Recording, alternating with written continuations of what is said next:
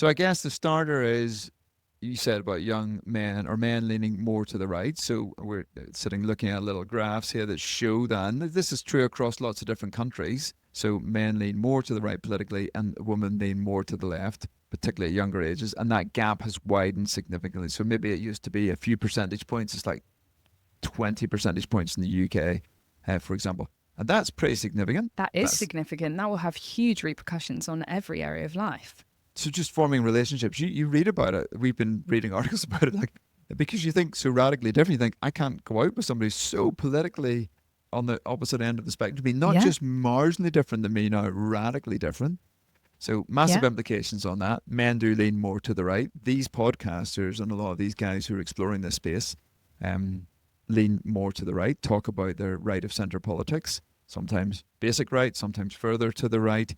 And then they link that in with Christianity at times. So not all of them.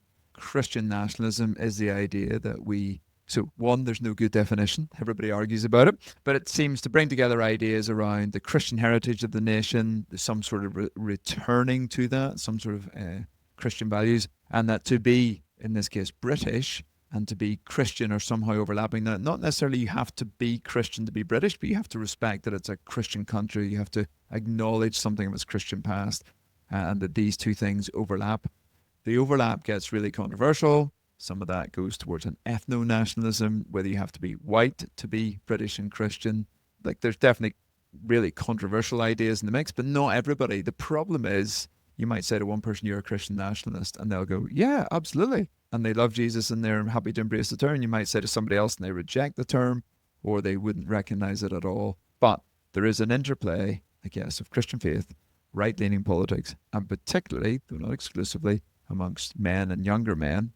That again takes us into the space that we're exploring here, because it's this part of what's making Christianity masculine again. The boys are back.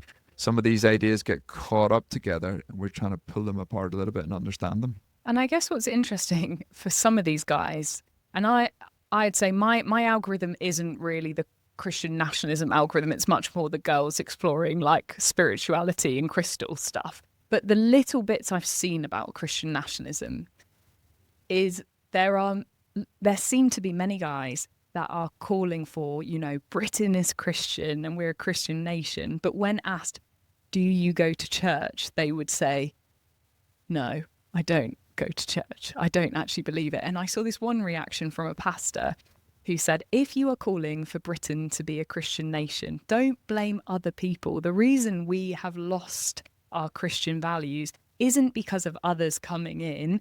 It is because you stopped going to church. If you want Christian values, go to church this Sunday. And I thought, oh, that's quite a good response. Like, go to church. If you want Christian values, like that's the place where you're going to find it. Go and find yourself a church. 100%. Like, so I think we're absolutely in agreement there. Where it gets complicated is you get somebody like Tommy Robinson. Yes. He's been in prison, and his chaplain in prison seems to have led him to an encounter with Jesus. That's what Tommy Robinson would say and narrate, that he's had that, and something seems to have changed in his life.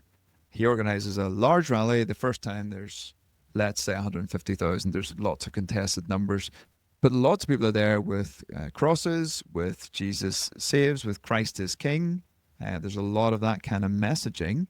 And this came not long after, I think at that stage it was the death of Charlie Kirk. Yeah. And that another sort of prominent, I think he would self-describe Christian nationalist in the States. Yeah. And lots of people, reacted to that, saw that on their feeds, and lots of different people. The night that happened, I was actually in London staying the same place I'll stay tonight in the Highbury Mission Centre. I remember guys WhatsApping me, guys in their 40s and kind of 50s, my events going, I'm upset, I'm crying, and I don't even know why. I just watched the guys' videos. I don't really understand it.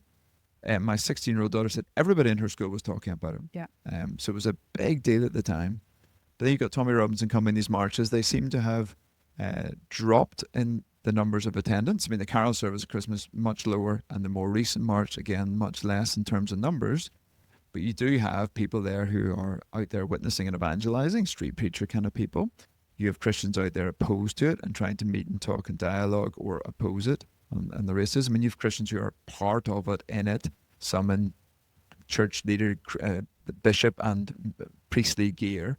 and you've a lot of flags moving around, and a lot of, I mean, last time a lot more in Israel and Iran and some of the other sort of national identities too. So really complex picture to kind of navigate, which I think is at least part of the challenge for us. Yeah, I think it's really hard to have a conversation about this stuff, isn't it? Because it's quite heated, and there's obviously in a march like that, there's going to be all sorts of bad actors as well who say all sorts of terrible, horribly like racist things alongside a load of young men who are genuinely exploring faith and are, you know, maybe because of a march like that, maybe trying church for the first time on a Sunday. So it's like, how do you hold these two things in tension where something can produce something good and something really bad as well?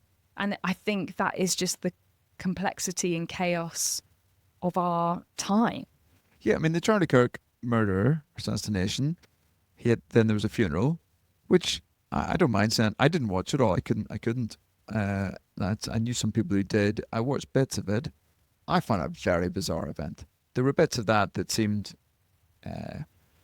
Christian, if you like, church service like, and there were bits of that were clearly a political rally. And there were things that said you're just like, no, that's untenable. How can this all be held together in this one event? But I met lots of church leaders, and I met some people who would have said they stood and they committed their life to Jesus watching that on YouTube. Even in the UK. So it's not just Americans, even people in the UK. And like, we've heard stories from just random churches in sort of the middle of nowhere who said, yeah, we had a young guy rock up because he stood up during the funeral and gave his life to Jesus. And you think, wow. Yeah, I was in church in the Northeast. 3 people had turned up at that church, 3 separate young men. And half the church were going, this is amazing.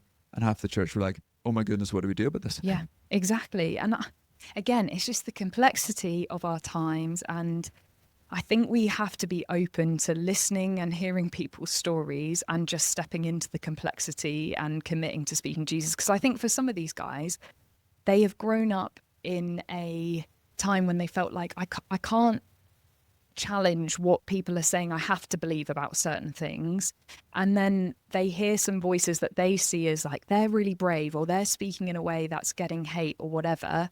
And they are looking up to that and going, well, I want to speak like that. I want to be brave and bold like that. And then they become Christians. And then you see all the street preaching stuff that now is coming out. And you're like, wow, how do we disciple this generation and encourage boldness in the gospel, but for the gospel, not for like political ideologies or other things?